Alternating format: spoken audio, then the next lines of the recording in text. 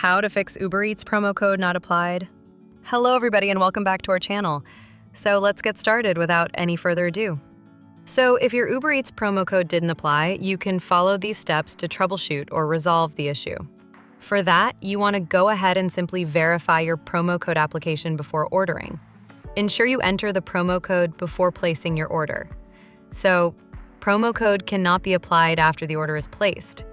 Also, after completing your order, tap on your profile icon and then tap on Orders and select the order.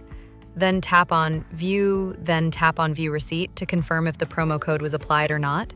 Also, the promo code may not apply if a business profile was used for the order. So make sure to review the payment method restrictions. Some promos are restricted to specific payment methods. You have to note that promo codes can only be used once. Any leftover credit from a single promotion does not apply to future orders. Some promotions are automatically applied and cannot be combined with any other promo codes.